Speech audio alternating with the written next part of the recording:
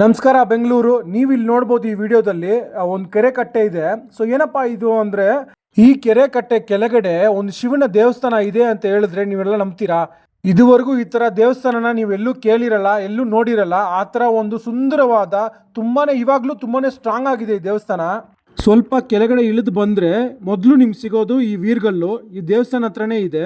ಈ ವೀರ್ಗಲ್ ಮೇಲೆ ಶಾಸನ ಕೂಡ ಬರ್ದಿದೆ. ಇದೇ ನೋಡಿ ಆ ಶಿವನ ದೇವಸ್ಥಾನ. ನೀವೇ ನೋಡ್ಬೋದು ಈ ಶಿವನ ದೇವಸ್ಥಾನ ಯಾವ ಪರಿಸ್ಥಿತಿಯಲ್ಲಿ ಇದೆ ಅಂತ.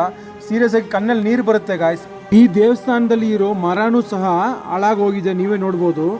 ಈ ದೇವಸ್ಥಾನ ಬಂದ್ಬಿಟ್ಟು ತುಂಬಾನೇ ಪುರಾತನವಾದ ಒಂದು ದೇವಸ್ಥಾನ. ಹೊಯ್ಸಳರ ಕಾಲದಲ್ಲಿ ನಿರ್ಮಾಣವಾಗಿದೆ ಈ ದೇವಸ್ಥಾನ.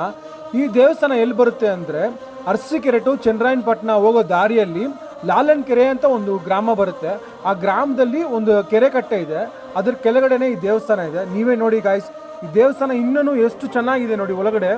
ಆದರೆ ಮಳೆಗಾಲದಲ್ಲಿ ಈ ದೇವಸ್ಥಾನ ಫುಲ್ಲು ನೀರು ತುಂಬ್ಕೊಂಡ್ಬಿಡುತ್ತೆ. ಅದರಿಂದನೇ ಈ ದೇವಸ್ಥಾನ ಬಂದ್ಬಿಟ್ಟು ಸ್ವಲ್ಪನೇ ಹಾಳಾಗೋಗ್ತಾ ಇರೋದು.